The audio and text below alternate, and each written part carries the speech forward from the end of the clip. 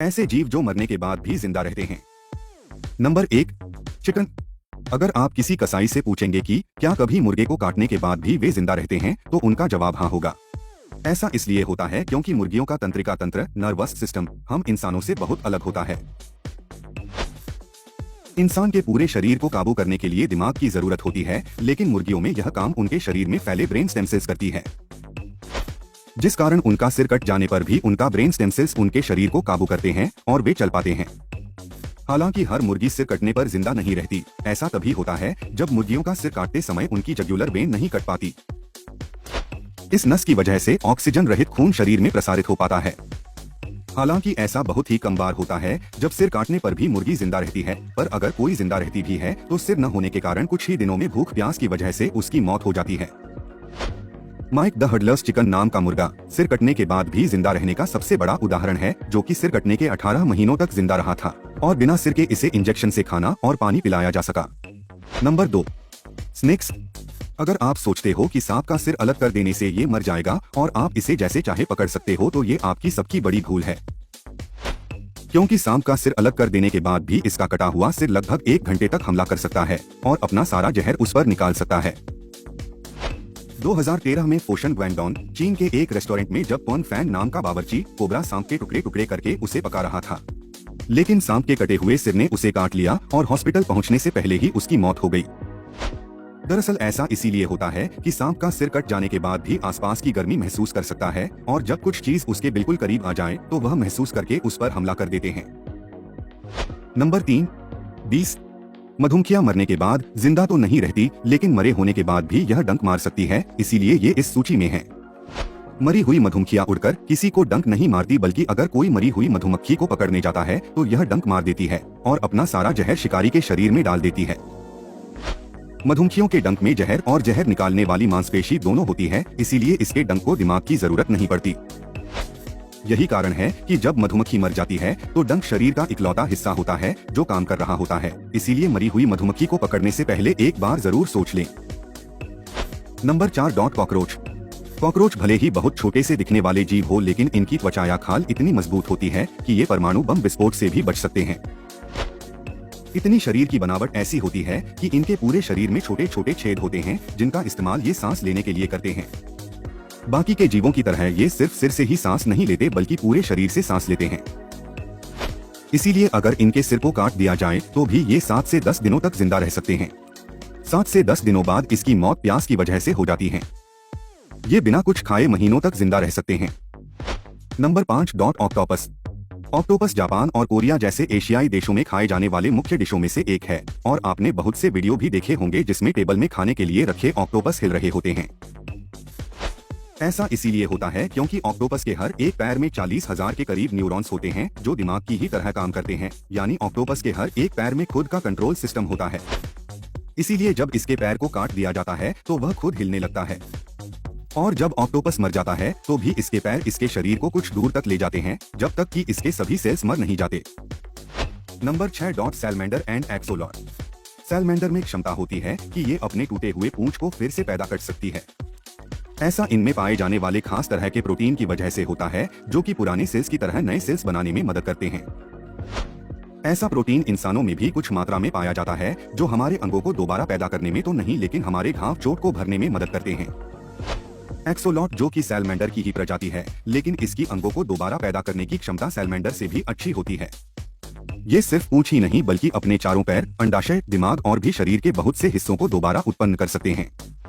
वैज्ञानिकों के अनुसार ऐसा उनमें मौजूद खास तरह की त्वचा के कारण होता है, जिसे वाउंड एपिथेलियम कहा जाता है, और ये नए सेल्स का निर्माण करती है, जिसे ब्लास्टमा कहा जाता है। Number 7, Alaskan would frog. जब अलास्का के जंगलों में सर्दियों में तापमान -20 डिग्री से नीचे चला जाता है तो ये मेंढक हर साल सितंबर में अपने आप को 80% बर्फ में जमा देते हैं। ये इस तरह जम जाते हैं कि कोई इनके पैरों को हिलाएगा तो वो टूट भी सकते हैं। इस दौरान यह मेंढक सांस लेना बंद कर देते हैं, इनका दिल काम करना बंद कर देता है और शरीर में रक्त प्रवाहित होना बंद हो जाता है। वैज्ञानिक आधार पर देखा जाए तो ये मेंढक मर चुके होते हैं, क्योंकि इनके शरीर के प्रमुख अंग काम करना बंद कर देते हैं। लेकिन चौंकाने वाली बात यह है कि अलास्कन वुड फ्रॉग ये सब सिर्फ खुद को ठंड के मौसम में बचाने के लिए करती है, जिसे शीत निद्रा, हाइबरनेशन भी कहते हैं। और 7 महीनों तक खुद को जमाए रखने के बाद गर्मियों में जब इसके शरीर से बर्फ पिघल जाता है तो फिर से इसके अंग काम करने लगते हैं और ये फिर से अगली सर्दी आने तक साधारण जिंदगी जीने लगती है।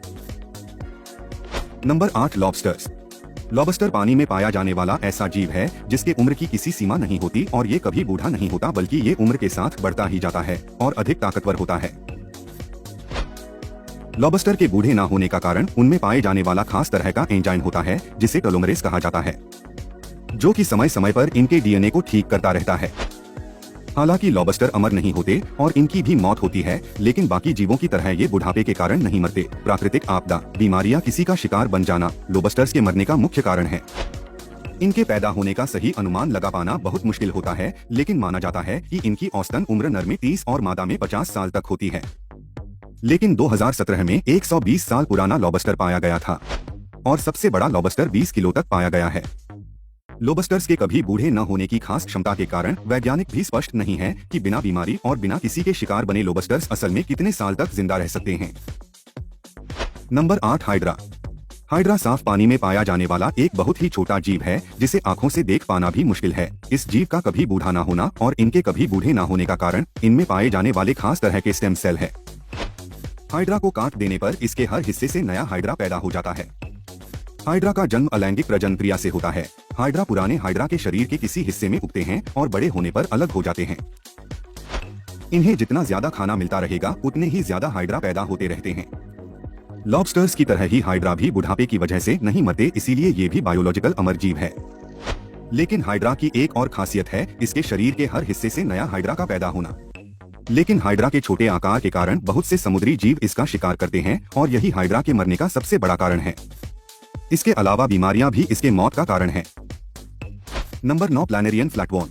प्लैनेरियन फ्लैटवर्म पानी में पाया जाने वाला जीव है। प्लैनेरियन की पुनर्जनन की प्रक्रिया किसी भी जीवों में सबसे बेहतरीन मानी जाती है। इनके शरीर को कई हिस्सों में काट देने के बाद भी ये मरते नहीं है, बल्कि इनके हर हिस्से से नए प्लैनेरियन का जन्म होता है। इससे भी चौंकाने वाली बात यह है कि हर नए जन्मे प्लैनेरियन के दिमाग में सारी पुरानी यादें भी वापस आ जाती है।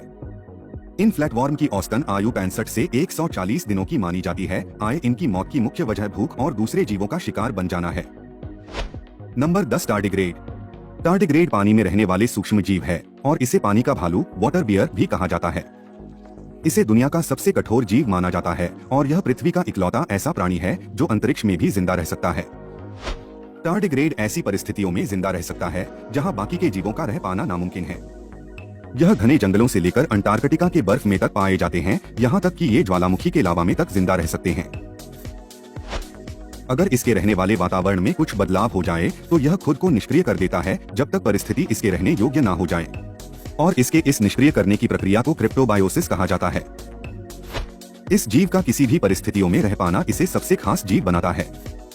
टार्डिग्रेड की एक और खास क्षमता यह भी है कि ये बिना खाना और पानी के भी 30 दिनों तक जिंदा रह सकते हैं। Number 11 Turritopsis dohrnii jellyfish.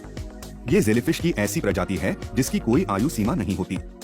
ये जेलीफिश जब भी भूखी, चोटिल होगी या पानी के तापमान या खारेपन में बदलाव होगा तो यह खुद को फिर से बचपन वाली अवस्था में ले आती है, जिसे कि पॉलिप कहा जाता है। अपनी इस क्षमता से ये मौत को भी मात दे देती है, इसीलिए इकलौता अमर जीव माना जाता है। खुद को ऐसे बचपन वाली अवस्था में ले आने की क्षमता पृथ्वी में सिर्फ इसी जीव के पास है, जिससे कि यह हर बार खुद को मौत से बचाती है। वैज्ञानिकी तौर पर भले ही यह जीव अमर हो, लेकिन प्राकृतिक तौर पर टेरिटॉप्सिस दोहरनी भी हमेशा जिंदा नहीं रहते। इनकी भी मौत होती है और इनकी मौत का मुख्य कारण बीमारी या दूसरे समुद्री जीवों का शिकार बन जाना है।